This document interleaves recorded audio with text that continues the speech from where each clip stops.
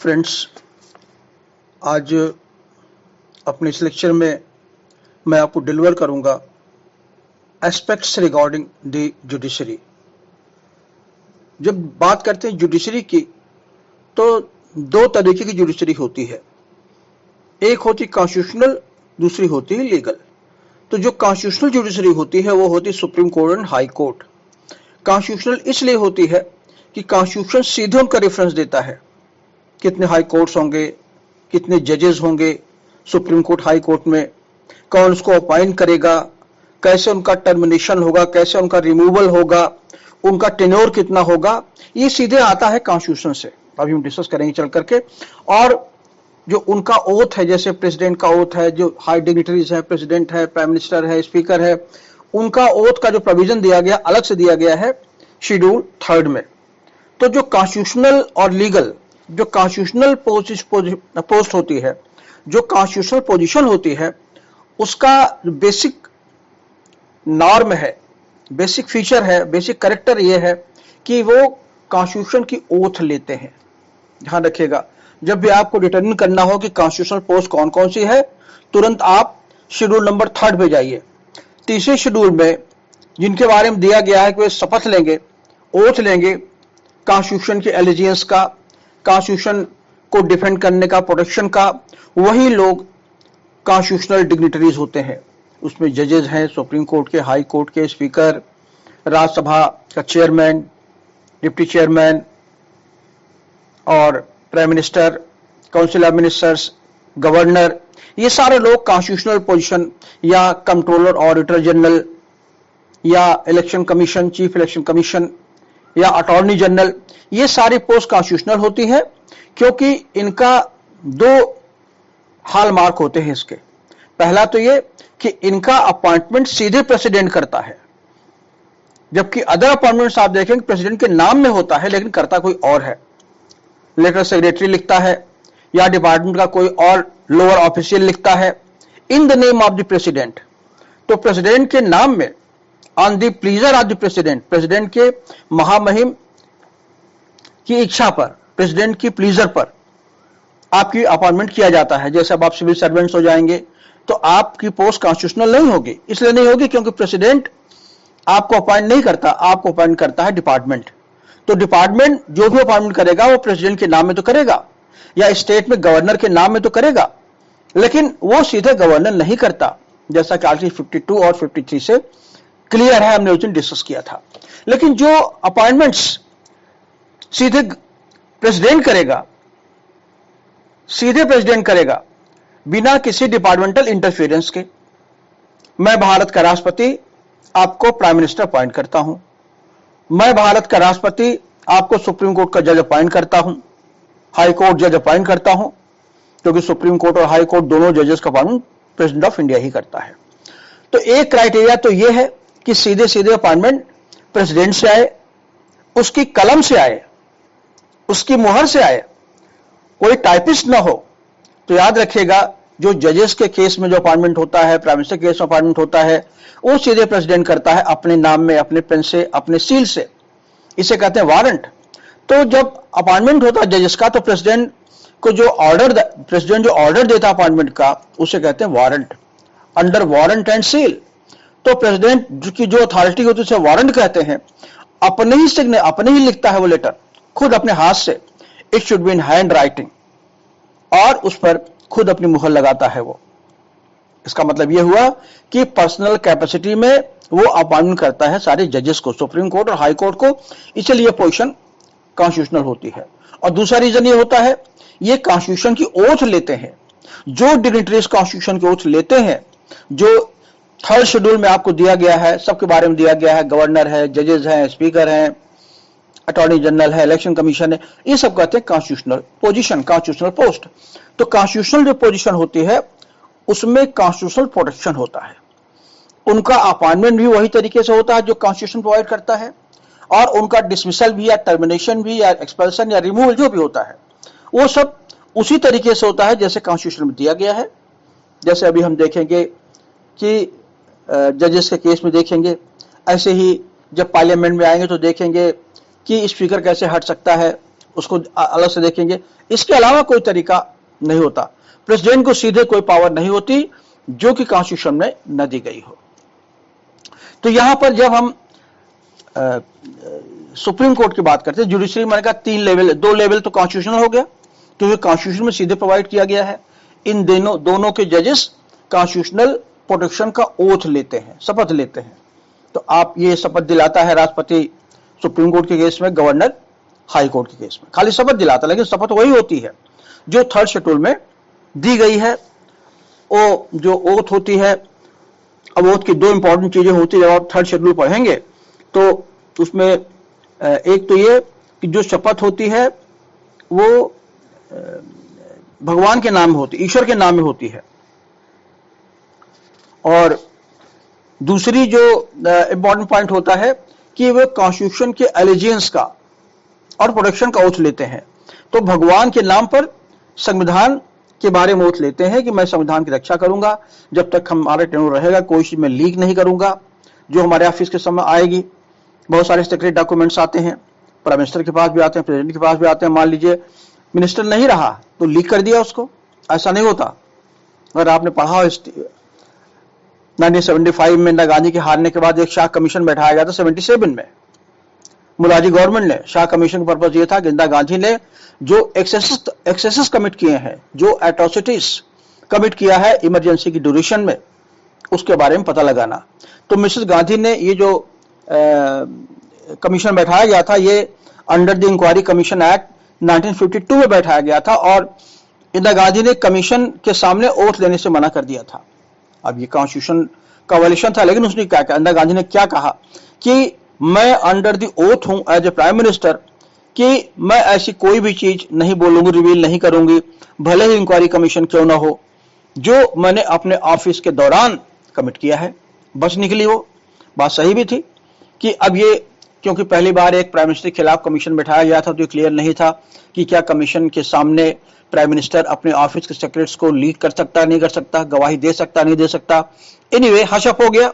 इसके बाद गवर्नमेंट मुरारजी गिर गई और इसके बाद जितने शाह कमीशन की जो रिपोर्ट थी उसमें इंदिरा गांधी कंडेम किया था कोऑपरेट न करने का, वो भी आप देखेंगे सब जगह से हटा लिया गया, क्योंकि दोबारा फिर इंदिरा गांधी गवर्नमेंट आ गई।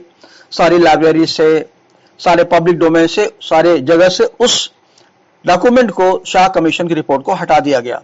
तब तक कोई इस तरह से कंप्यूटर या इंटरनेट होता नहीं था, कोई डिजिटल कोई चीज होती नहीं थी, कागज पर होता था और अगर कागज के डॉक्यूमेंट्स हटा दीजिए तो वो चीज खत्म हो जाती थी। बहुत सारे ऐसे डॉक्यूमेंट्स हैं जो आज आपको पता नहीं है, जो बाद में रिवील हुए हैं।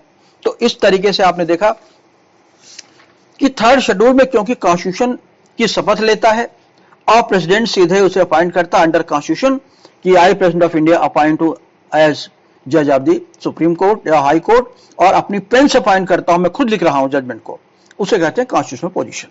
तो आर्टिकल 224 में जजेस की पोजीशन या आर्टिकल 27 सुप्रीम कोर्ट के जजेस की पोजीशन या आर्टिकल 217 में हाई कोर्ट की जजेस की पोजीशन, 217-18 में ये कॉन्स्टिट्यूशन पोस्ट होती है। इनका रिमूवल एक तरीके से होता है जो कॉन्स्टिट्यूशन में दिया गया है, इन इस प्रोविजन में दिया गया। अभी हम डिस्कस भी करेंगे इसको लेकर के। तो जजेस की पोजीशन एक कॉन्स्टिट्यूशनल पोस्ट होती है। अब दूसरी इंपॉर्टेंट चीज यह है कि जो हमारी जुडिशरी है, हमने बताया कि कॉन्स्टिट्यूशनल जुडिशरी हो गई, सुप्रीम कोर्ट, हाई कोर्ट। तीसरा है सबऑर्डिनेट जुडिशरी। डिस्ट्रिक्ट जज या उसके नीचे की जो जजेस होते हैं वो कॉन्स्टिट्यूशनल जजेस नहीं होते, वो लीगल जजेस होते हैं, क्योंकि एक तो वो स्टेट लिस्ट में होते हैं, कॉन्स्टिट्यूशन में कोई उनका जिक्र नहीं होता, एक्सेप्ट कि एक सबऑर्डिनेट जुडिशरी स्टेट में होगी। उनका अपॉइंटमेंट कैसे होगा, वो गवर्नर करेगा consult with the consultation of the state government. उनका रिमूवल भी वही करेगा with the consultation of the high court. मतलब जो डिस्ट्रिक्ट जज या उससे नीचे की जो जजेस होते हैं, चाहे वो सेशन जज हो, सिविल जज हो, मुंसिफ हो, उनको कोई कॉन्स्टिट्यूशनल प्रोटेक्शन नहीं मिलता और उनका टर्मिनेशन सीधे गवर्नमेंट मतलब गवर्नर कर सकता है with the consultation of the high court. इसका प्रोविजन दिया गया है अलग से।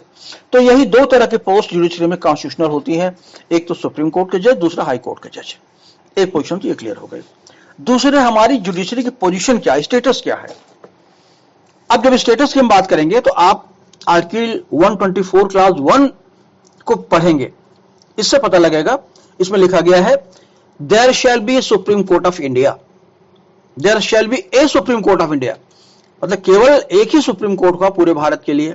ये जो ए सुप्रीम कोर्ट ऑफ इंडिया है, ये अलग कर देता है इंडियन कॉन्स्टिट्यूशन को अमेरिकन जुडिशरी से या फेडरल कॉन्स्टिट्यूशन से, जहां हर स्टेट में एक सुप्रीम कोर्ट होता है और यूनाइटेड स्टेट्स ऑफ अमेरिका का एक अलग सुप्रीम कोर्ट होता है। तो supreme Court of India India में केवल एक होगा, इसलिए कहते हैं ए सुप्रीम कोर्ट ऑफ इंडिया। अब सुप्रीम कोर्ट ऑफ इंडिया में कौन होगा, लिखा गया है consisting of chief justice of India.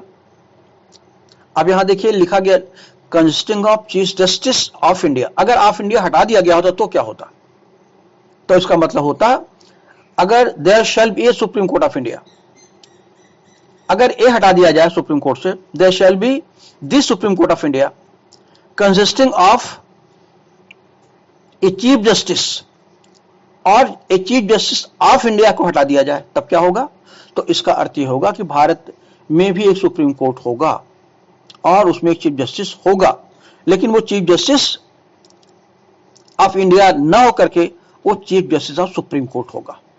तो यहां दो वर्ड बड़े इंपॉर्टेंट है, there shall be a Supreme Court of India, मतलब भारत में एक ही सुप्रीम कोर्ट होगा।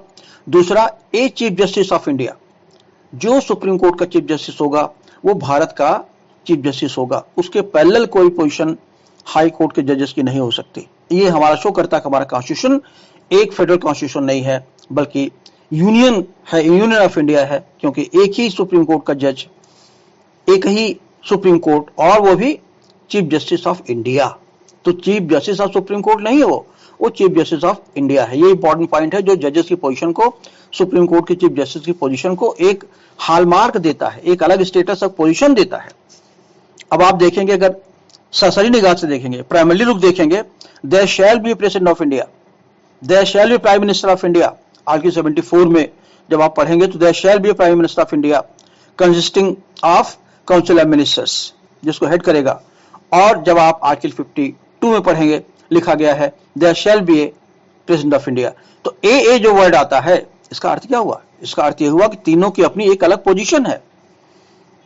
इसका सीधा इंपैक्ट पड़ता है इनके परमानेंसी पर, इनके परपेचुइटी पर। मतलब यह हुआ कि न तो चीफ जस्टिस ऑफ इंडिया को भी हटा पाए कॉन्स्टिट्यूशन, क्योंकि पोस्ट कॉन्स्टिट्यूशनल है, कॉन्स्टिट्यूशन ने सीधे दिया इनको, और न तो कभी इनका टर्मिनेशन हो सकता सीधे सीधे जब तक कि कॉन्स्टिट्यूशन में कोई प्रोविजन प्रिस्क्राइब ना हो उसके अलावा। तो चीफ जस्टिस ऑफ इंडिया का जो स्टेटस है, इससे आप देखिए प्रेसिडेंट ऑफ इंडिया की तरह लगता है, वो थोड़ा नीचे तो है, लेकिन इससे ये तो कम से कम इतना लगता ही है कि इंडिया में जो जुडिशरी है, जो सुप्रीम कोर्ट है, वो एग्जीक्यूटिव से अलग है। A Supreme Court of India, chief justice of India, a president of India. तो India president of India, chief justice of India, prime minister of India, ये तीनों शो करते हैं कि भारत में तीन विंग है। एग्जीक्यूटिव का विंग अलग है जो प्रेसिडेंट कम प्राइम मिनिस्टर से बनता है, जुडिशरी का विंग अलग है जो चीफ जस्टिस ऑफ इंडिया से बनता है, और जो नीचे जजेस होते हैं। तो इससे ये स्टेटस शो होता है कि इंडिया का जो कॉन्स्टिट्यूशन है वो फेडरल नहीं है बल्कि यूनियन सेमी फेडरल है, या यूनिटी तो नहीं कर सकते क्योंकि यूनिटी जो इंग्लैंड कॉन्स्टिट्यूशन है, तो सेमी फेडरल है। इसमें एक पॉइंट और भी जब आप से पूछा जाएगा क्वेश्चन कि क्या इंडियन कॉन्स्टिट्यूशन फेडरल है यूनिटरी है, इसमें एक पॉइंट आप मेंशन करेंगे कि क्योंकि प्रेसिडेंट सुप्रीम कोर्ट एक है, एक चीफ जस्टिस ऑफ इंडिया है जो सारे हाई कोर्ट को लीड करता है। हाई कोर्ट के अलग चीफ जस्टिस नहीं होते, जो चीफ जस्टिस हाई कोर्ट हो गए वो चीफ जस्टिस ऑफ यूपी नहीं होगा, चीफ जस्टिस ऑफ बिहार नहीं होगा, बल्कि chief justice of High Court होगा, High Court of UP, High Court of Bihar. मगर यहाँ पर ये हटा दिया गया वर्ड को कि there shall be chief justice of Supreme Court of India, जहाँ सीधे लिखा गया है there shall be chief justice of India. ये इंपॉर्टेंट पॉइंट ध्यान रखिएगा। अब यहाँ जो पावर दी गई है, जिस तरीके से प्रेसिडेंट की पावर को या पोजीशन को पार्लियामेंट चेंज कर सकती थी, उसी तरीके से, क्योंकि पार्लियामेंट तो सुप्रीम है, लेजिस्लेटिव बॉडी है, लेकिन जजेस के बारे में पार्लियामेंट की पावर लिमिटेड है। जजेस को नंबर को तो पार्लियामेंट रेगुलेट कर सकती है, लेकिन जो रिमूवल है, उसके रिमूवल की जो प्रोसीजर दिया गया वो 24 में 24 में दिया गया, क्लास 4 में दिया गया, अभी डिस्कस करेंगे आगे चल करके उसको। तो जो जजेस की रिमूवल है वो पार्लियामेंट सीधे नहीं कर सकती। पार्लियामेंट में जजेस का रिमूवल जब करना होता है उसका एक प्रोसीजर होता है, अभी हम बात करेंगे आगे। वो प्रोसीजर इतना टफ होता है कि पार्लियामेंट जजेस को हटा ही नहीं सकती है। जैसे हमने कहा था कि राष्ट्रपति को नहीं हटा सकती प्रैक्टिकली, वैसे प्रैक्टिकली जजेस को भी नहीं हटाया जा सकता। हालांकि प्रोविजन दिया गया है आर्टिकल 124 क्लास 4 में प्रूव्ड मिसबिहेवियर और इनकैपेसिटी के बेसिस पर, लेकिन ये पोजीशन टफ होने की वजह से इसे हटाया नहीं जा सकता। कॉन्स्टिट्यूशन अमेंडमेंट करके भी ऐसा कोई प्रोविजन नहीं बना सकती जिससे जजेस की अपॉइंटमेंट और रिमूवल को उस तरीके से अलग किया जा सके, बदला जा सके जो कि कॉन्स्टिट्यूशन में दिया गया है। हाँ, सुप्रीम कोर्ट चाहे बदल दे, क्योंकि supreme court interpreter of the constitution है और बदला भी है उसने। तो पहली बात क्या है कि सुप्रीम कोर्ट की जजेस की पोस्ट एक कॉन्स्टिट्यूशनल पोस्ट होती है जो सुप्रीम कोर्ट और हाई कोर्ट से बनती है। तो supreme Court of India lead करता है सुप्रीम कोर्ट ऑफ इंडिया को भी और high courts of the states को भी, एक चीज। दूसरी, सुप्रीम कोर्ट के जुडिशरी, चाहे वो जजेस की पोजीशन हो, चीफ जस्टिस की पोजीशन हो, मतलब चीफ जस्टिस को ऐसा नहीं कर सकता कॉन्स्टिट्यूशनल अमेंडमेंट कि सुप्रीम कोर्ट में चीफ जस्टिस का नाम बदल कोई और नाम कर दे। जो नाम है, जो स्टेटस है, जो पावर है वो रहेगा। तो ये अमेंडमेंट से, ये कॉन्स्टिट्यूशन का बेसिक स्ट्रक्चर है, जुडिशरी कॉन्स्टिट्यूशन का बेसिक स्ट्रक्चर भी है। तो जुडिशरी के बारे में कोई अमेंडमेंट कॉन्स्टिट्यूशनल नहीं हो सकता। ये सिबलिस हो चुका है, अभी कुछ केसेस के थ्रू इसको हम डिस्कस करने की कोशिश करेंगे। तो अब ये नंबर क्या होगा इनका? हाँ, पार्लियामेंट के पास है कि पार्लियामेंट अगर चाहे तो जजेस के नंबर को फिक्स कर सकती है, क्योंकि नंबर बड़ी चीज नहीं है। समय के साथ साथ पॉपुलेशन बढ़ती है, केसेस बढ़ते हैं और जरूरत पड़ती है कि पार्लियामेंट में जजेस की संख्या भी बढ़ाई जाए।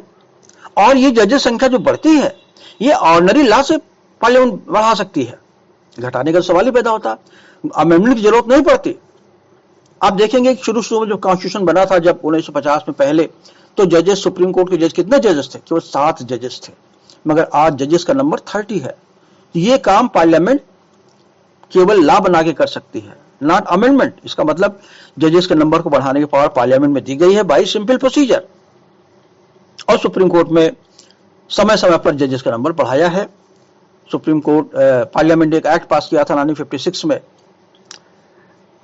उस एक्ट के तहत 56 में, जिसमें जजेस को बढ़ाने की पावर दी गई थी, और उसी एक्ट के तहत पार्लियामेंट जजेस की संख्या को बढ़ाती है बार बार अमेंडमेंट करके, लॉ बना करके। आज जजेस संख्या एक चीफ जस्टिस और 30 जजेस की पोजीशन आज है। तीसरा पॉइंट, जजेस का जो अपॉइंटमेंट होता है प्रेसिडेंट ही करेगा, हर स्थिति में करेगा, under his seal and warrant करेगा, अपने हाथ से लिखेगा। अब इसके पहले, आगे बढ़ने से पहले बता दूं कितने तरह जजेस होते हैं सुप्रीम कोर्ट में। एक तरह का जज होता है जो उसका अपॉइंटमेंट आर्टिकल 124 क्लास 2 में होता है, जिसका भी अपॉइंटमेंट प्रेसिडेंट ही करता है। उसका तरीका थोड़ा अलग होता है, अभी डिस्कस करेंगे उसको। दूसरा होता है, दूसरे तरीके जज हो, इसको कहते हैं परमानेंट जजेस।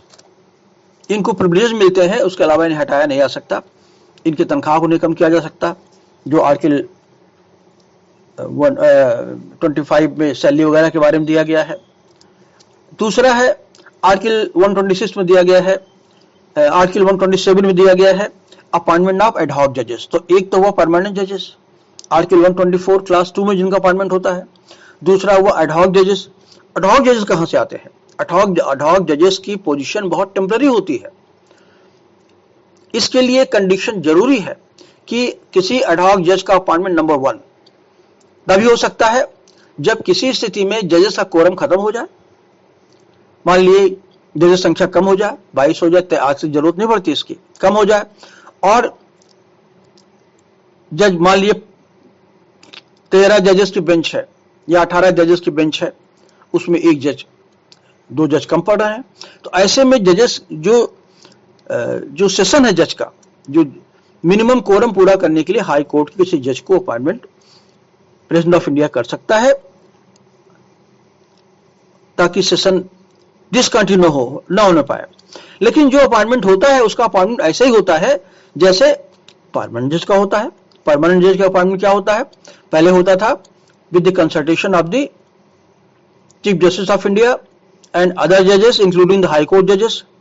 और अगर चीफ जस्टिस ऑफ इंडिया का अपॉइंटमेंट करना हो, अगर अदर जजेस का अपॉइंटमेंट करना हो, with the consultation of chief justice of India और अदर जजेस।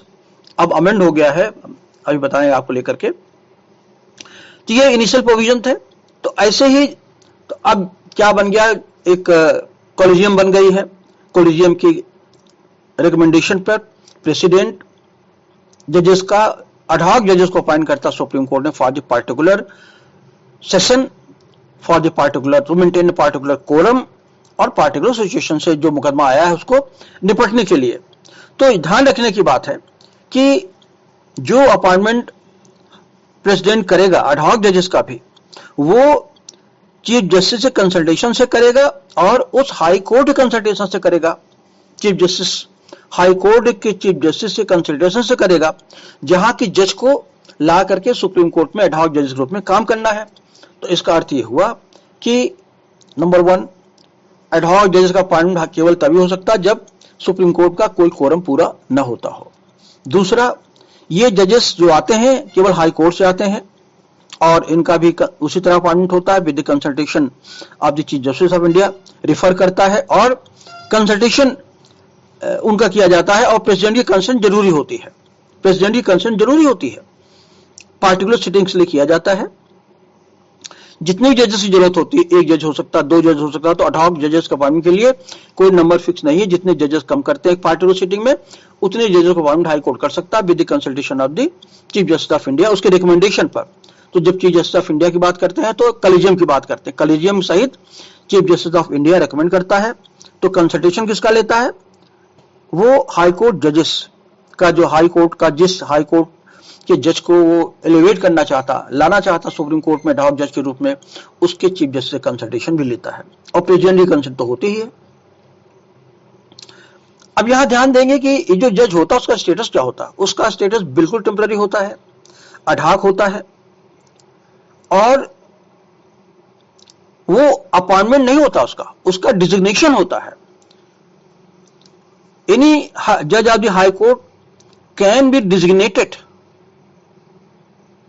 डिजिग्नेटेड मतलब उसे दर्जा दिया जा सकता है उस समय तक के लिए जब तक कि वो हाई कोर्ट सुप्रीम कोर्ट में काम करेगा, जब तक किसी बेंच सुप्रीम कोर्ट बैठेगा। इसके बाद उसका दर्जा, उसका जो स्टेटस है उसको वापस ले लिया जाता है, जब तक कि उसका अपॉइंटमेंट रेगुलर चैनल से आर्टिकल 124 क्लास 2 के माध्यम से न हो। तो एडहॉक जजेस के लिए क्या पोजीशन है? नंबर 1, एडहॉक जजेस का अपॉइंटमेंट तब होता है जब सुप्रीम कोर्ट में किसी पार्टिकुलर केस में कोई कोरम न हो। दूसरा, एडहॉक जजेस का नंबर 1 या 1 से अधिक हो सकता है। तीसरा, एडहॉक जजेस का अपॉइंटमेंट का रेफरेंस चीफ जस्टिस से करेगा, रिफर करेगा वो विद हिज कॉलेजियम के साथ वो रिकमेंड करेगा प्रेसिडेंट ऑफ इंडिया से, और प्रेसिडेंट ऑफ इंडिया उसके रिकमेंडेशन पर अपनी कंसेंट देगा और सुप्रीम कोर्ट का जो चीफ जस्टिस है वो उस हाई कोर्ट को भी कंसल्ट करेगा, उस हाई कोर्ट के चीफ जस्टिस से भी कंसल्ट करेगा जहां से कि वो जजेस एडहॉक जजेस को लेकर के आना है। और चौथा या 5वां पॉइंट, जजेस का अपॉइंटमेंट सुप्रीम कोर्ट को होने के लिए वही होना चाहिए जो एक ऑर्डिनरी जज का होता है। मतलब क्या है कि या तो 5 साल तक किसी कोर्ट में अपॉइंट कर चुका हो, 5 साल की प्रैक्टिस हो, या 10 साल किसी कोर्ट में काम कर चुका हो। जो जजेस के लिए होता भी, आप क्वालिफिकेशन आप देखेंगे चल करके जब अपॉइंटमेंट को लेकर के होता है तो सारी क्वालिफिकेशन वही होनी चाहिए जो एक ऑर्डिनरी जज की होती है। और 5वां पॉइंट कह सकते हैं क्योंकि परमानेंट जज नहीं होता इसलिए उसे कहते हैं he shall discharge his duties of the जज। जज नहीं होता बल्कि उसके जज अपनी ड्यूटी को डिस्चार्ज करेगा तब तक जब तक वो वहां पर सुप्रीम कोर्ट में एज एडहॉक जज के रूप में काम करता है। और उसके प्रिविलेजेस क्या होंगे, सैलरी क्या होगी, पर्स क्या होंगे, क्या पोजीशन होगी, वो डिसाइड करेगा प्रेसिडेंट ऑफ इंडिया। तो जनरली आप देखेंगे क्योंकि टेम्पररी पीरियड है, 1 महीना 10 दिन 15 दिन के लिए, इसलिए उसको वो प्रिविलेज नहीं मिल सकता जो एक सुप्रीम कोर्ट के रेगुलर जज को मिलता है। तो ये हुआ एडहॉक जजेस। तो पहला 124 क्लास 2 में रेगुलर जजेस, 127 में अपॉइंटमेंट ऑफ एडहॉक जजेस, और तीसरा जज होता है वो होता है सब्स्टिट्यूटेड जजेस, जिसका प्रोविजन दिया गया आर्टिकल 128 में। आर्टिकल 128 में क्या कह रहे हैं, अगर सुप्रीम कोर्ट में जजेस संख्या कम हो जाती है, काम ज्यादा बढ़ जाता है, तो प्रेसिडेंट ऑफ इंडिया को पावर अपॉइंट करने की सब्स्टिट्यूटेड जजेस की, उन जजेस को एडिशनल जजेस की। तो एडिशनल जजेस का जो अपॉइंटमेंट होता है, देखिए सब्स्टिट्यूटेड एडिशनल मतलब जजेस संख्या 30 है तो उनकी संख्या 32 हो, 33 हो, 34 हो, क्योंकि ऐसी पोजीशन आ सकती है जब सुप्रीम कोर्ट में केसेस का नंबर बढ़ जाए, जजेस कम पड़ने लगे। तो ऐसे केसेस में आर्टिकल 128 एक इमरजेंसी प्रोविजन है कि उन जजेस को लाने के जो रिटायर हो चुके हैं। तो जो जजेस सुप्रीम कोर्ट से रिटायर हो चुके हों, एक वर्ड और यूज किया गया, या फेडरल कोर्ट में रहे हों, अब तो इसका कोई मतलब नहीं है।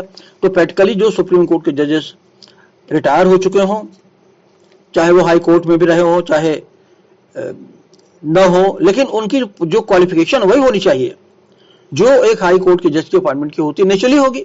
तो वो सुप्रीम कोर्ट में उन एडहॉक तो नहीं कहेंगे इसको, एडिशनल जजेस को सुप्रीम कोर्ट में एलिवेट कर सकते हैं, और वही तरीका वही होगा, recommendation of the chief justice of India with reference to the collegium, और प्रेसिडेंट ऑफ इंडिया की कंसेंट से चीफ जस्टिस उनको अपॉइंट कर सकता है। और जब वो सुप्रीम कोर्ट जजेस आ जाएंगे, जो रिटायर्ड जजेस हैं, तो उनकी वही पोजीशन होगी जो सुप्रीम कोर्ट की जज की होगी, उनको सारे प्रिविलेजेस पर्क्स वही मिलेंगे जो जनरली जो जजेस को मिलते हैं, या अदरवाइज कोई प्रेसिडेंट ऑफ इंडिया उनके लिए अलग से कोई पोजीशन, कोई पर्क्स डिसाइड न करें।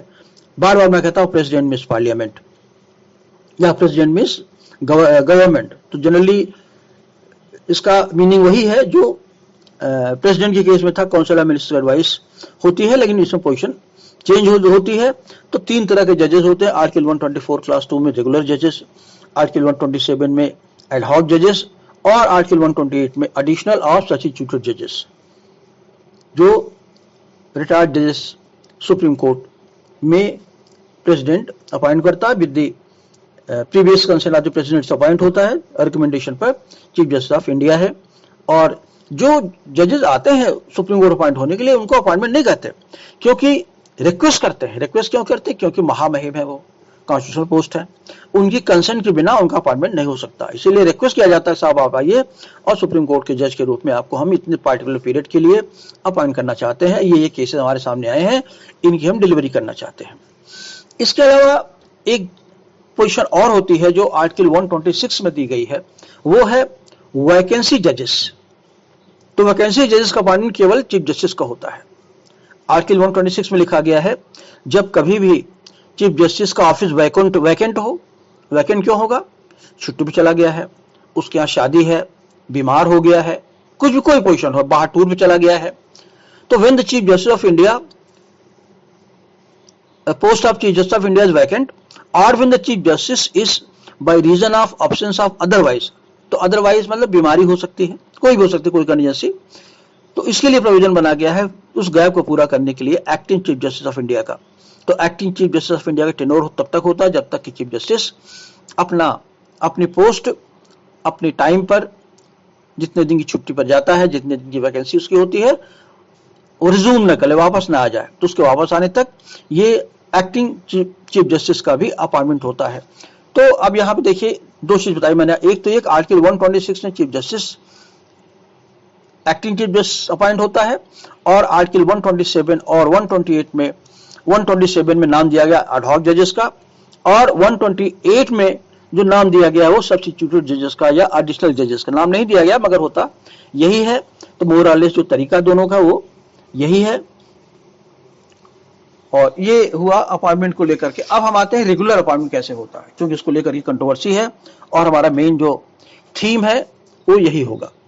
अब जो लिखा गया कॉन्स्टिट्यूशन में, जो ऑलरेडी जो कॉन्स्टिट्यूशन था लिखा गया था आर्टिकल 124(2) में, एवरी जज of the supreme court shall be appointed by the president of India by warrant under his hand and seal. दो वर्ड यूज किया गया, warrant, hand and seal. Warrant मतलब होता है जो प्रेसिडेंट अपॉइंटमेंट ऑर्डर देता है अपॉइंटमेंट का जजेस का, उसे कहते हैं वारंट अलग से।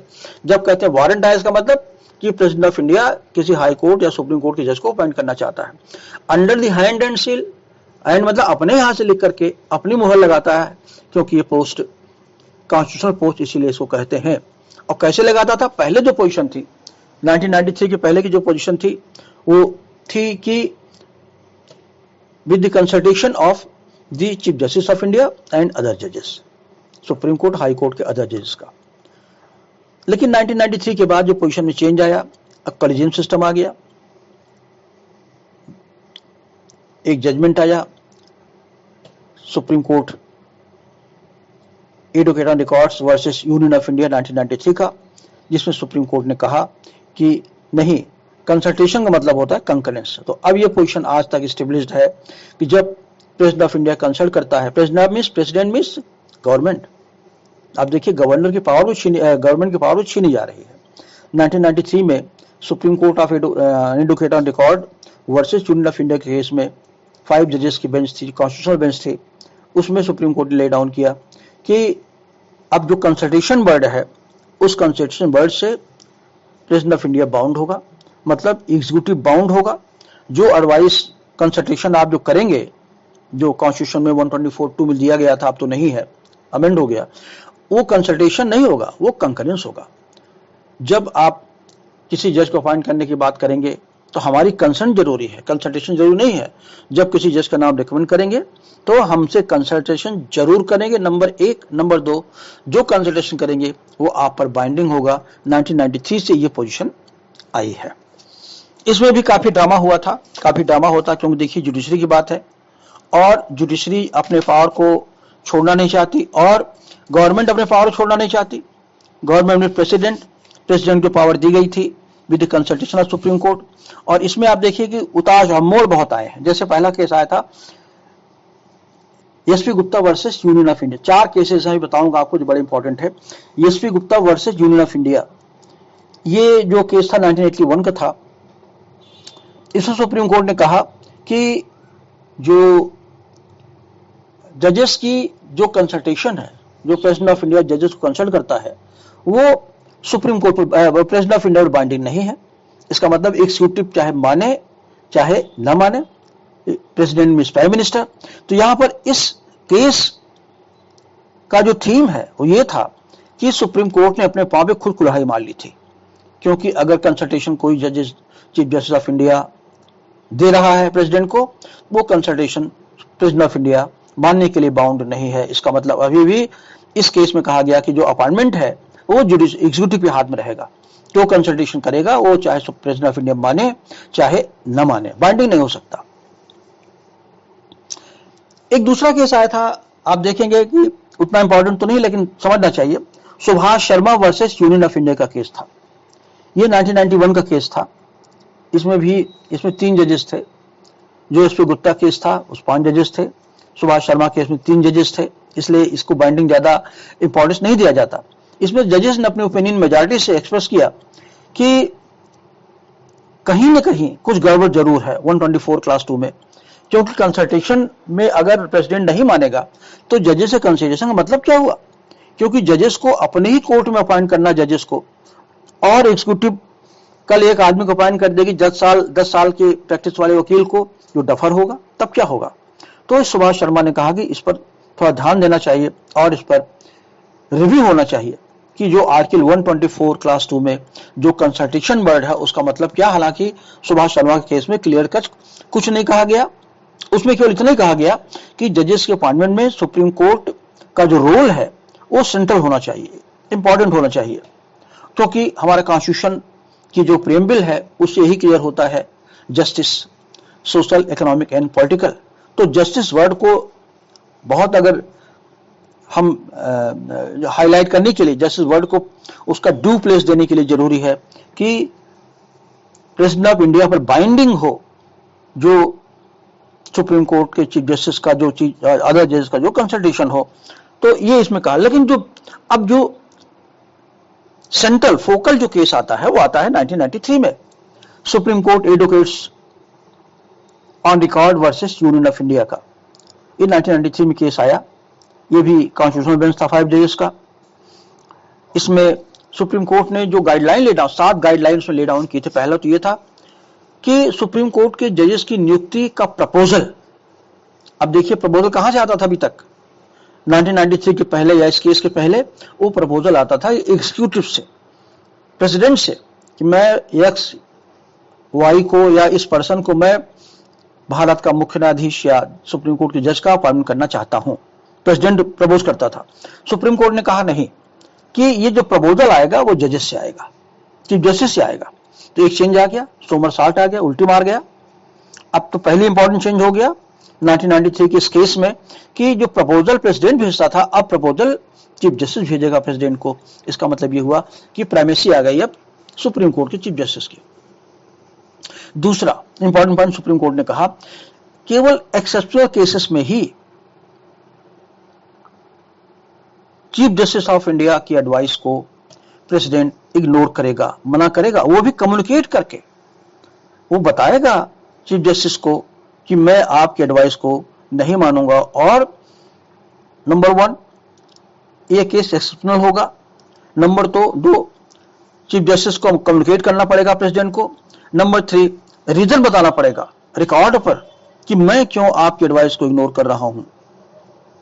और अब यहां इस देखेंगे कि अगर वो रिजेक्ट करता है प्रपोजल को जो चीफ जस्टिस ऑफ इंडिया से आता है, तो उस प्रपोजल को रिजेक्ट करने का कारण देना पड़ेगा उसको।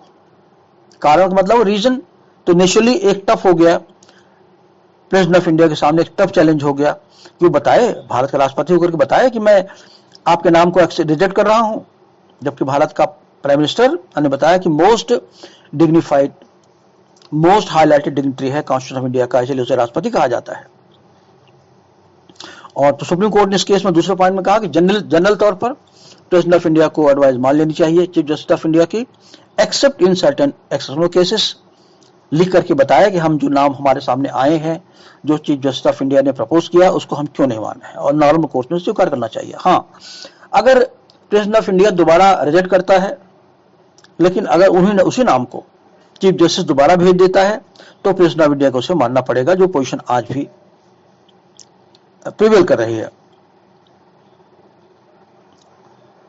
अब यह दूसरा इंपॉर्टेंट पॉइंट है, नेक्स्ट इंपॉर्टेंट पॉइंट है, इसका निष्कर्ष क्या? इसका निष्कर्ष ये हुआ कि प्रेसिडेंट ऑफ इंडिया की एडवाइस अब प्रपोज नहीं करेगा, अब कोर्ट करेगा, चीफ जस्टिस करेगा। दूसरा, अल्टीमेटली एडवाइस प्रेसिडेंट को माननी ही पड़ेगी। अगर एक बार प्रेसिडेंट ने उसके प्रपोजल को रिजेक्ट किया, तो रीजन बता के रिजेक्ट करेगा, उसको कम्युनिकेट करेगा, राइटिंग में रिकॉर्डेड कम्युनिकेशन होगा। और अगर उसी जज को दोबारा प्रेसिडेंट कॉलेजियम ने या चीफ जस्टिस ऑफ इंडिया ने अपनी कॉलेजियम मदद से वापस भेज दिया, तो प्रेसिडेंट उसको मानने के लिए बाउंड होगा। तो अब ये निष्कर्ष निकला कि जजेस के अपॉइंटमेंट में लास्ट से चीफ जस्टिस ऑफ इंडिया की हो गई, न कि प्रेसिडेंट ऑफ इंडिया की, मतलब न कि एग्जीक्यूटिव की। अब सुप्रीम कोर्ट इससे में कहा नेक्स्ट पॉइंट में कि क्योंकि जो जजेस का अपॉइंटमेंट प्रेसिडेंट करेगा वो on the council of ministers of advice से ही कर सकता है, जो दिया गया है, जो पार्लियामेंट्री नॉर्म है। इसलिए एग्जीक्यूटिव पर रिस्ट्रिक्शन लगाने के लिए जरूरी है कि जो एडवाइस प्रेसिडेंट से आए उसे चीफ जस्टिस ऑफ इंडिया को एक्सेप्ट होनी चाहिए, नॉर्म होनी चाहिए। और नेक्स्ट पॉइंट जो इंपॉर्टेंट है कि जो प्रेसिडेंट का जो chief justice of Supreme court advice देगा, वो रिकमेंड करेगा, वो अकेले के रिकमेंडेशन नहीं होगा, वो नीचे के 4 जजेस की रिकमेंडेशन, सीनियर मोस्ट जजेस का रिकमेंडेशन भी शामिल होगा। तो जो चीफ जस्टिस ऑफ इंडिया, जैसे आप देखेंगे कि there is a prime minister of India and he shall aid and advise the president, उसी काउंसिल ऑफ मिनिस्टर्स, वैसे ही आप इस तरीके से मान सकते हैं कि चीफ जस्टिस होगा और चीफ जस्टिस को एडवाइस करने के लिए 4 अदर जजेस होंगे, जिसका हेड करेगा चीफ जस्टिस ऑफ इंडिया। तो इसका मतलब 5 जजेस की कॉलेजियम कहते हैं इसको। जब एडवाइस या रिकमेंडेशन प्रेसिडेंट ऑफ इंडिया के पास आएगा, तो प्रेसिडेंट उसको मानने के लिए बाउंड होगा। तो इस केस में आप काउंसिल ऑफ मिनिस्टर्स का एडवाइस नहीं, बल्कि president of India along with the collegium, 4 members of the collegium का एडवाइस मानने के लिए बाउंड होगा। और नेक्स्ट जो लिमिटेशन आपने देखा होगा कि इंदिरा गांधी के केस में जब इंदिरा गांधी प्राइम मिनिस्टर थी या नेहरू के टाइम में भी, लेकिन ज्यादा उलटफेर इंदिरा गांधी केस में हुआ है। अगर आप देखेंगे रिकॉर्ड पर तो इंदिरा गांधी मनचाहा चीफ जस्टिस का, चीफ जस्टिस सुप्रीम कोर्ट का मनचाहा जज अपॉइंट करती थी, चाहे हाई कोर्ट का चाहे सुप्रीम कोर्ट का हो, और इस पर बैन लगना बहुत जरूरी था, इस पर रिस्ट्रिक्शन लगना बहुत जरूरी था। तो इसमें एक बात और भी कर दिया गया कि अब ये जो पावर एग्जीक्यूटिव की है अपॉइंट करने की, जिसको चाहे उसको अपॉइंट करेगा, ये भी खत्म हो रही है। तो अब जो जजमेंट में ले डाउन किया गया, जो सीनियर मोस्ट जज होगा सुप्रीम कोर्ट का, वही चीफ जस्टिस ऑफ इंडिया होगा, जो आज तक पोजीशन मेंटेन्ड है तमाम उतार चढ़ाव होने के बाद। मैं दो केस बता दूं आपको, दो जजमेंट्स। एक तो इंदिरा गांधी 1975 की जजमेंट में जो इमरजेंसी लगा दी गई थी, जगमोहन लाल सिन्हा जजमेंट आया था, उसमें इंदिरा गांधी को अपनी पोस्ट से हाथ धोना पड़ा था। उसी समय एक केस रिफर हुआ था सुप्रीम कोर्ट में उसी ड्यूरेशन में, वो सेक्शन 123 इंडियन एविडेंस एक्ट को प्रिविलेज कम्युनिकेशन को लेकर के था, और ये हाई कोर्ट उसी केस में प्रॉब्लम आई थी कि क्या जो डॉक्यूमेंट्स हैं, जो सरकारी डॉक्यूमेंट्स हैं, उनको प्रिविलेज है, क्या सरकार उन्हें दिखाने के लिए कोर्ट के सामने बाउंड है। तो सुप्रीम कोर्ट ने कहा था कि हाँ बाउंड है।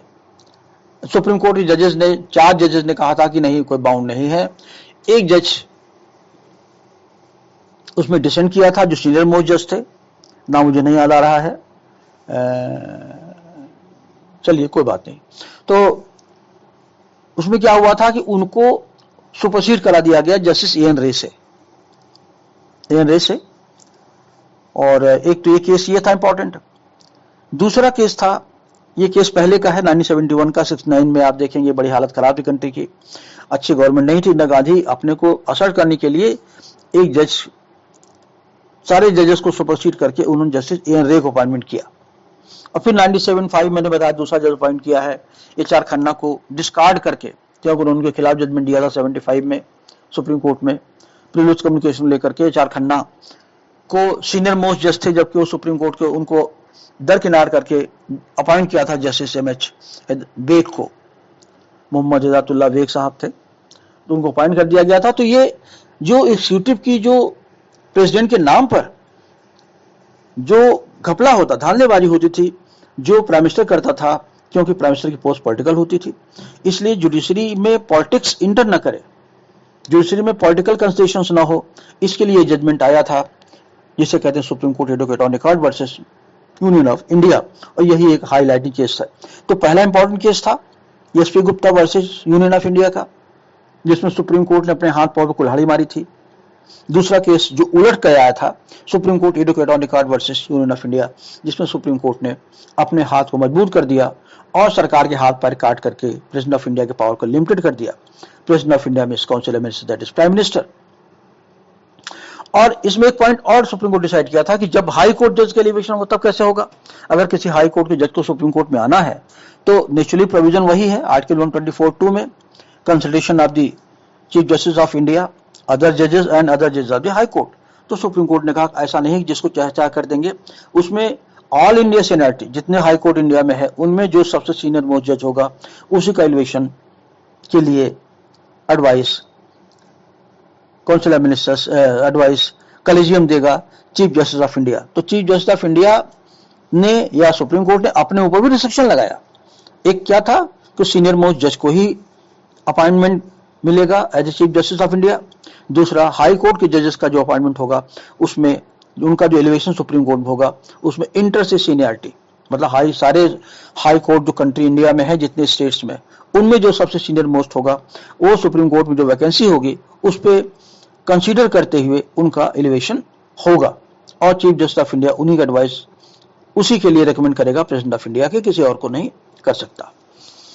ये पोजीशन आज भी मेंटेन है। अब इसे में देखेंगे कि इसी से रिलेटेड दूसरा केस है जो इसको और पुख्ता करता है, स्ट्रॉन्ग करता है, वो है उसको कहते हैं special reference case. In reference case कहते हैं इसको 1998 में। इसे इन क्यों कहते हैं? इन रेफरेंस केस कहते हैं इसको। 1998 का केस है। 1919 में ये किया गया था, 1988 में रेफर किया गया था, 99 में ये डिसाइड किया गया था। इन का मतलब होता है विदाउट ए पार्टी। जब कोई जैसे देखिए दो तरह के केसेस होते हैं जिसे कहते हैं इन रे, एक तो कोई पार्टी ना हो, तो इन एरिया का मतलब होता है contempt court, contempt of court.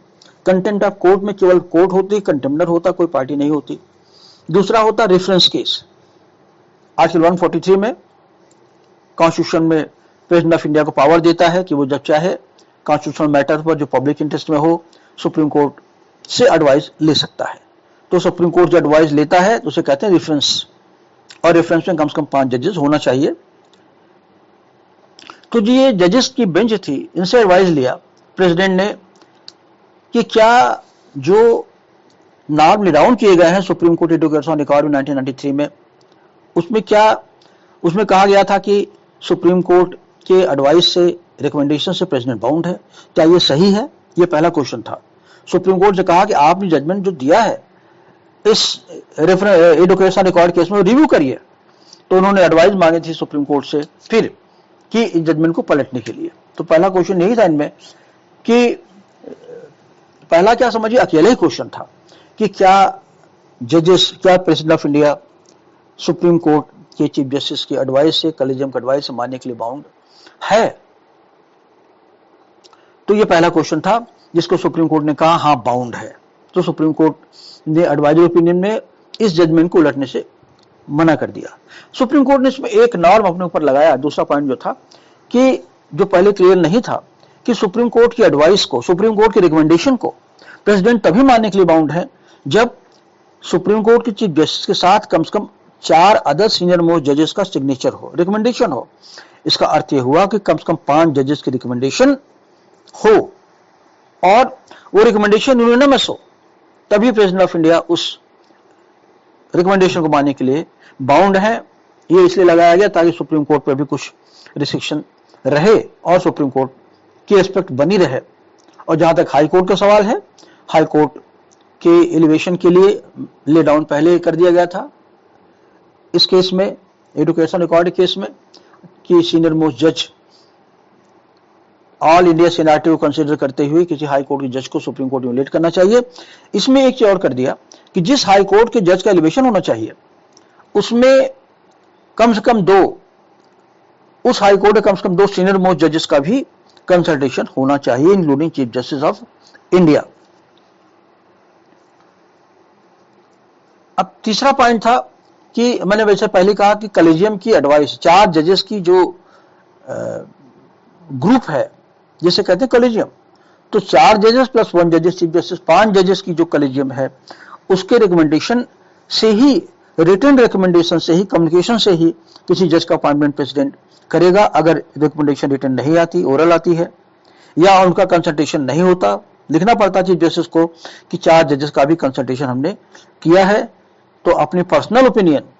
तो पहले आप देखेंगे कि कभी कभी, क्या अक्सर 1993 के पहले की जो पोजीशन थी 124(2) में, कि चीफ जस्टिस ऑफ इंडिया की पर्सनल ओपिनियन ले ली जाती थी, जज से नहीं पूछते थे, मगर अब पूछना पड़ेगा ताकि प्रेसिडेंट ऑफ इंडिया अपनी पावर का मिसयूज न कर सके। तो 1 plus 1 chief justice plus 4 other जजेस।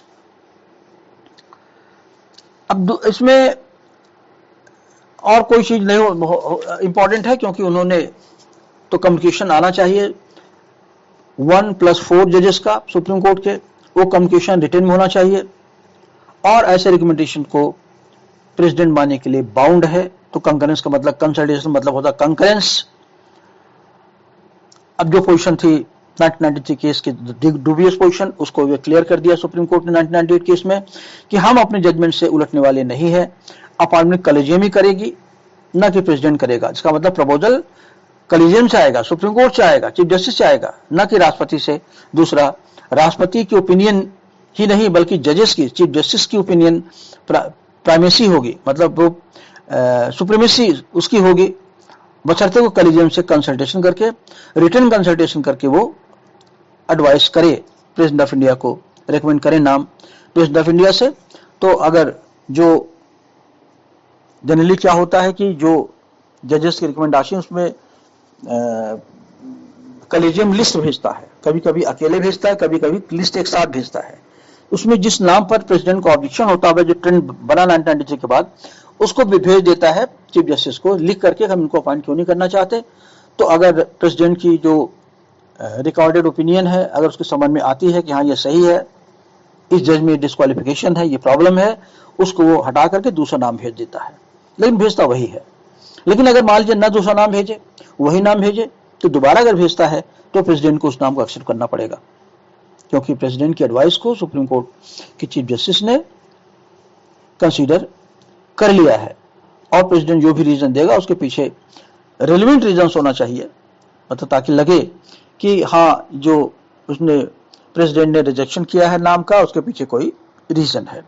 तो ये इतने तो पहला जो हमारा 104 जजेस की जो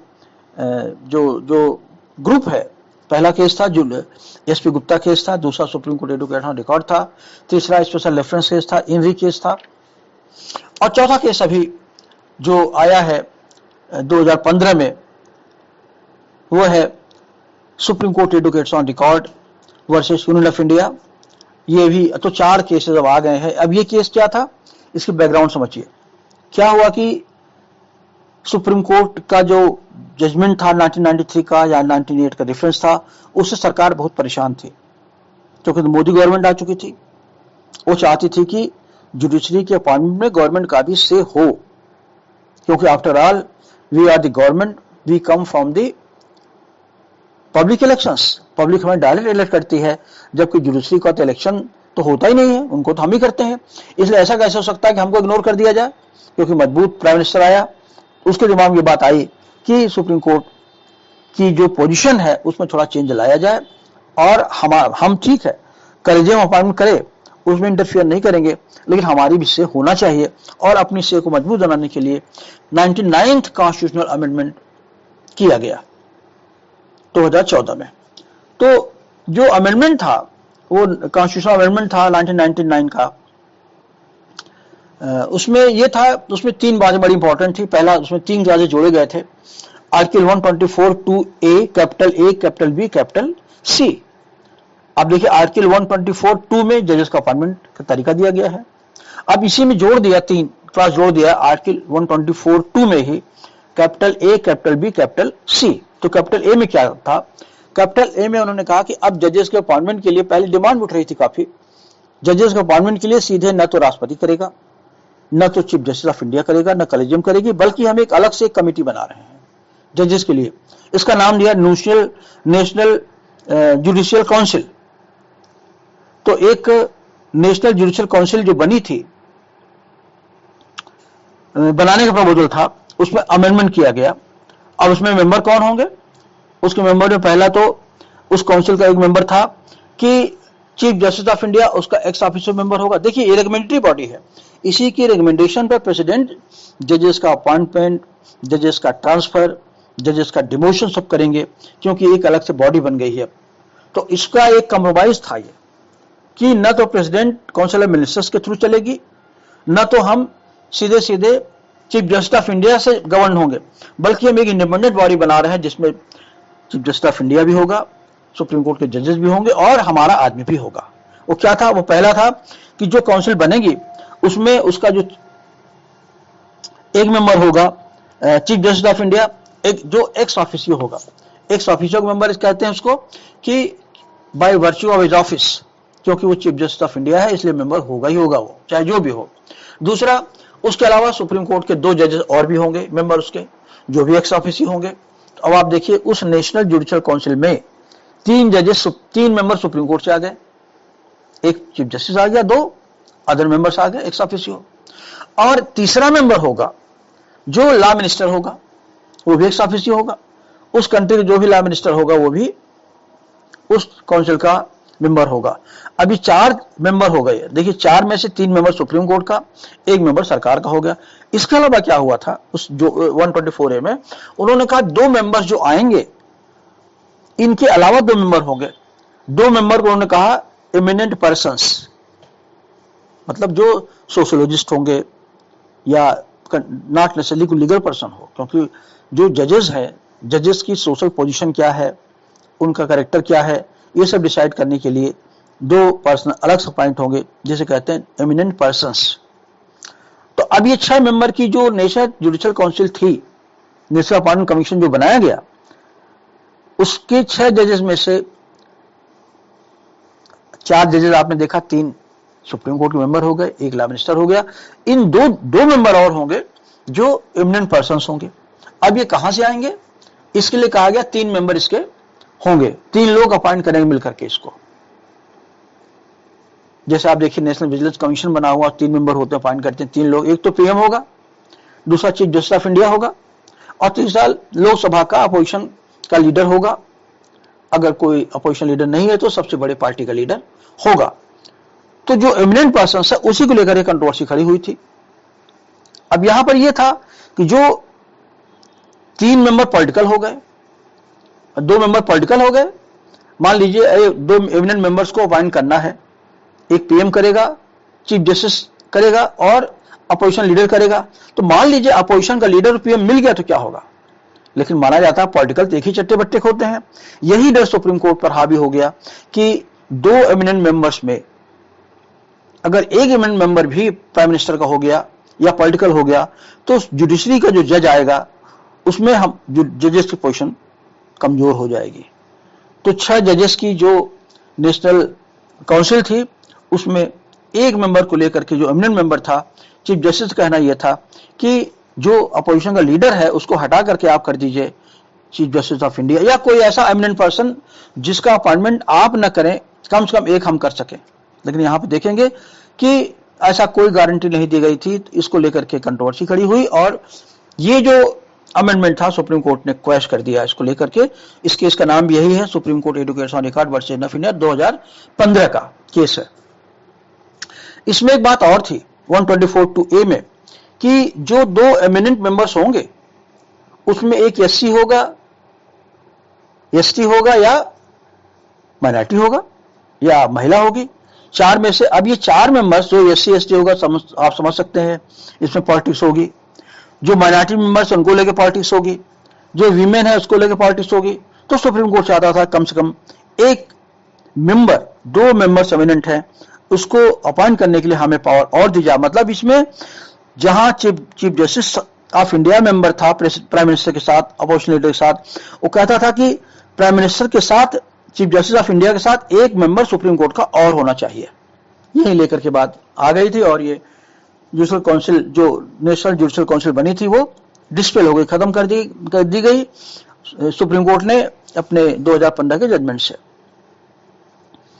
क्योंकि ये जो काउंसिल बनी थी, आप देखेंगे ये इसका डिसीजन अंतिम होता, जैसे सेक्शन 124(2)A क्लास 2 में कह दिया गया था कि जो एडवाइस रिकमेंडेशन राष्ट्रीय न्यायिक आयोग करेगा वही फाइनल होगा, उसका न तो रिव्यू हो सकता है, न उसका सुप्रीम कोर्ट में या हाई कोर्ट में चैलेंज हो सकता है।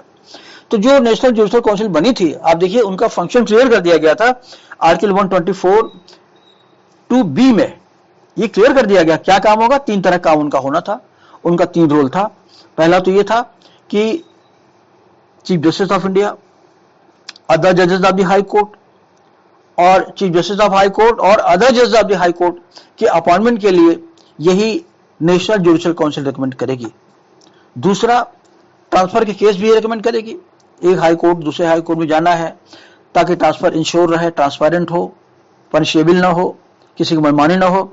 इसलिए अगर किसी हाई कोर्ट जज का एक केस से दूसरे केस में, एक कोर्ट से दूसरे कोर्ट में, मतलब दूसरे स्टेट में ट्रांसफर करना है तो भी इसकी एडवाइस रिकमेंडेशन के बिना नहीं हो सकता। और तीसरा, ये काउंसिल ये इंश्योर करेगी कि जो जज अपॉइंट हो रहा है उसकी एबिलिटी क्या है, उसकी लॉयल्टी क्या है, क्या वो कॉन्स्टिट्यूशन के लिए लायबल है कि नहीं है। तो उस वेरिफिकेशन ऑफ हिज एबिलनेस, उसकी इनेबिलिटी और उसकी जो इंटेग्रिटी है उसको वेरीफाई करने के लिए भी ये काम करते हैं। 3 तरह का काम दिया गया था। तो 124(2)A में appointment of 6 members national judicial commission, 124(2)B में 3 तरह का फंक्शन था, और 124(C) में पावर दी गई थी कि ये जो काउंसिल है, राष्ट्रीय आयोग है, इसमें सुप्रीम कोर्ट इन्हें अपनी प्रोसीजर को रेगुलेट करने की, नियम बनाने की पावर खुद ही होगी। तो अब ये जो अमेंडमेंट आया था ये खत्म हो गया, धराशायी हो गया 4 केसेस के थ्रू। ये 4 केसेस इसलिए इंपॉर्टेंट है। तो जब अमेंडमेंट प्रिवेल नहीं कर रहा है तो अब प्रिवेल क्या करेगा, प्रिवेल करेगा सुप्रीम कोर्ट का जजमेंट जो 1993 में दिया गया था और जिसको सुप्रीम कोर्ट में 1998 में डिफरेंस केस में जिसको उन्होंने अफर्म किया, रिपीट किया कि जो प्राइमेसी होगी अपॉइंटमेंट की वो कॉलेजियम में होगी, चीफ जस्टिस में होगी, न कि प्रेसिडेंट ऑफ इंडिया में। आज वही पोजीशन मेंटेन्ड है।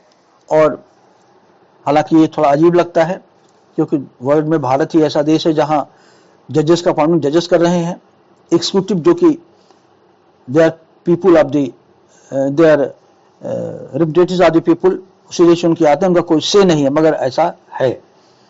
और पॉलिटिक्स में होता है, ऐसा नहीं गवर्नमेंट से नहीं होती, लेकिन वो पेपर पर कहीं पर नहीं होता। तो ऐसे केसेस में हमने आपको देखा कि जो 4 जजमेंट्स हैं वो इंपॉर्टेंट है, क्योंकि हम जो सुभाष शर्मा का केस है इग्नोर करते हैं क्योंकि उसमें कुछ कहा नहीं गया था। तो एक केस था SP Gupta versus union of India, दूसरा केस था supreme Court of advocate on record versus union of India, तीसरा केस था इन री स्पेशल रेफरेंस केस जो एडवाइजरी केस था, और चौथा केस था supreme court advocate on record versus union of India 2015 का केस था, जिसमें सुप्रीम कोर्ट ने कहा कि अब उल्टा क्यों सुप्रीम कोर्ट ने अमेंडमेंट को क्यों रिजेक्ट किया। नंबर 1, सुप्रीम कोर्ट ने कहा ये it violets separation of power.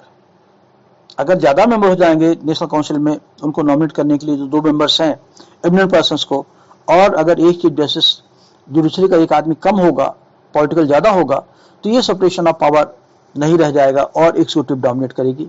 Number 2, ये इंटरफेयर करेगा अल्टीमेटली इंडिपेंडेंस ऑफ जुडिशरी से, क्योंकि जुडिशरी इस कंट्री के लोगों का, इस कंट्री के सिटीजन्स का, इवन नॉन सिटीजन्स का जो राइट्स कॉन्स्टिट्यूशन में दिए गए हैं उनकी गारंटी देता है, उनको श्योर करता है कि जो राइट्स आपको दिए गए हैं फंडामेंटल राइट्स उनका वायलेशन कोई नहीं करेगा। और आर्टिकल 13 क्लास 2 पर चेक करता है। आर्टिकल 13 क्लास 2 कहता है कि पार्लियामेंट ऐसा कोई लॉ नहीं बना सकता जो फंडामेंटल राइट को वायलेट करता हो, हर्ट करता हो या उसको डिरोगेट करता हो, उसको मिनिमाइज करता है। इन्हीं प्रोविजंस को गारंटी देता है सुप्रीम कोर्ट। और अगर कॉन्स्टिट्यूशन में कोई ऐसा अमेंडमेंट पार्लियामेंट करती है जो जुडिशरी की पावर को हर्ट करता हो, डिटोरेट करता हो, उसको सुप्रीम कोर्ट मानेगी ये कॉन्स्टिट्यूशन के बेसिक स्ट्रक्चर का वायलेशन है, क्योंकि इंडिपेंडेंस ऑफ जुडिशरी कॉन्स्टिट्यूशन का बेसिक ढांचा है। ये पहले भी 2 केसेस में इवन केशव भारती केस में कहा गया कि पार्लियामेंट कॉन्स्टिट्यूशन के बेसिक ढांचे को चेंज नहीं कर सकती, उसको डिरोगेट नहीं कर सकती। फिर आप देखिए 1975 में जो केस आया, एक इंदिरा गांधी वर्सेस राजनारायण का केस था, जिसमें सरकार ने, पार्लियामेंट ने अमेंडमेंट कर दिया था, आर्टिकल 329A जोड़ दिया था, जिसमें कहा गया था कि prime minister, president, speaker, deputy speaker, governor, speaker, deputy speaker का इलेक्शन का अगर चैलेंज होगा तो वो चैलेंज हाई कोर्ट में नहीं होगा बल्कि एक अलग से ट्राइब्यूनल बनेगा। राजनारायण के केस ये आया था 1975 के केस के बाद, जब इंदिरा गांधी का जो इलेक्शन था वो रिजेक्ट हो गया था बाई जस्टिस जगमोहन लाल सिन्हा। तो इसको सुप्रीम कोर्ट ने कहा सेक्शन 329A में जो अमेंडमेंट है वो कॉन्स्टिट्यूशन के बेसिस स्ट्रक्चर में इंटरफेरेंस है, क्योंकि आर्टिकल 14 में rule of law, equality before law, ऐसा कैसे हो सकता है कि प्राइम मिनिस्टर के लिए एक ट्राइब्यूनल हो और पब्लिक के लिए दूसरा हाई कोर्ट हो। एक ही हाई कोर्ट दोनों को डिसाइड करेगा, क्योंकि इसको वायलेट किया गया था 329A में, इसलिए इसको सुप्रीम कोर्ट ने रिजेक्ट कर दिया। और दूसरा केस जो जस्ट आया था, आप देखिए 1980 में Minerva mill case versus union of India, जिसमें सुप्रीम कोर्ट ने कहा था कि independence of judiciary, judicial review constitution का बेसिक ढांचा है, इसे कोई छीन नहीं सकता। तो ये जो अमेंडमेंट थे, क्योंकि कॉन्स्टिट्यूशन के बेसिक ढांचे को वायलेट कर रहे थे, इसलिए सुप्रीम कोर्ट ने इस अमेंडमेंट को जो 2014 में किया गया था उसे निरस्त कर दिया, उसे डिस्पेल कर दिया, रिजेक्ट कर दिया। और आज भी पोजीशन वही है जो 1993 में पोजीशन थी, मतलब एक कॉलेजियम होगा, कॉलेजियम में 4 members plus 1 member, 4 member senior most जजेस, 1 member supreme Court of India, जो राइटिंग में अपनी एडवाइस, अपना रिकमेंडेशन प्रेसिडेंट ऑफ इंडिया को देंगे और उसी रिकमेंडेशन के बेसिस पर प्रेसिडेंट ऑफ इंडिया जज का अपॉइंटमेंट करेगा, unless he communicates in writing that the recommended person can not be appointed. और अंतिम में अगर उसी आदमी को दोबारा कॉलेजियम रेफर करती है तो प्रेसिडेंट ऑफ इंडिया के पास कोई ऑप्शन नहीं होगा और उसे अपॉइंट करना पड़ेगा। अब यहाँ एक चीज और बता दूं आपको कि ये सुप्रीम कोर्ट का जज प्रिवेल क्यों करता जुडिशरी, क्योंकि सरकार है, सरकार जो चाहे सो कर दे। एक तो केशवानंद भारती का केस है कि पार्लियामेंट कॉन्स्टिट्यूशन के बेसिक मूल अधिकारों को हर्ट नहीं कर सकती, और दूसरा इंडियन कॉन्स्टिट्यूशन से भी बड़ा एक कॉन्स्टिट्यूशन है, बड़ा एक लॉ है, वो है ग्रैंड नॉर्म। जब आप में जिन्होंने कैल्सन की थ्योरी पढ़ी हुई ग्रैंड नॉर्म की, तो आप देखिए ग्रैंड नॉर्म में कई हायरार्किकल स्टेजेस होती हैं, रूल होता है, रेगुलेशंस होते हैं, बाई लॉज होते हैं, इसके बाद लॉज होते हैं, इसके बाद फिर कॉन्स्टिट्यूशन होते हैं। तो कॉन्स्टिट्यूशन के का बेस क्या है, ये कॉन्स्टिट्यूशन में कहीं दिया नहीं गया। ये कॉन्सेप्ट डेवलप किया था जस्टिस आचार्य खन्ना ने कि रूल ऑफ लॉ कॉन्स्टिट्यूशन से भी बड़ा है, और इसीलिए उनको इस्तीफा देना पड़ा था 1975 में, और सुपरसीड होना पड़ा था जस्टिस बेक के से।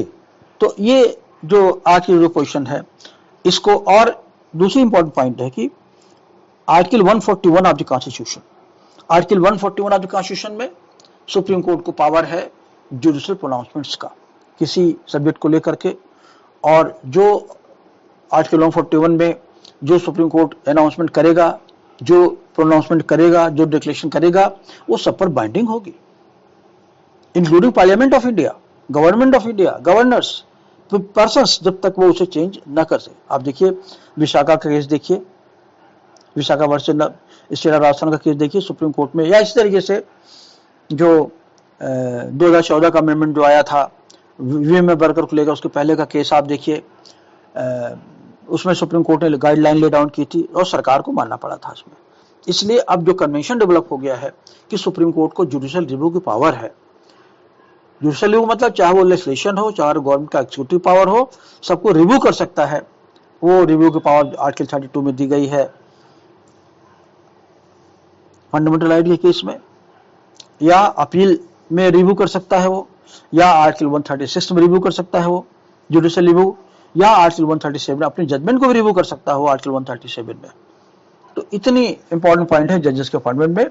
अब कल हम डिस्कस करेंगे रिमूवल ऑफ जजेस, और आगे का जो होगा इसमें 3 चीज इंपॉर्टेंट है। एक तो अपॉइंटमेंट जो मैंने बताया आपको, दूसरा रिमूवल ऑफ जजेस, और तीसरी जो इंपॉर्टेंट है वो रिट्स। आर्टिकल 32 में रिट्स, इस कंटेक्स्ट में PIL भी इंपॉर्टेंट होती है। तो हम डिस्कस करेंगे आगे चल करके रिमूवल ऑफ जजेस, और इसके बाद जुरिडिक्शन। ठीक है, थैंक यू।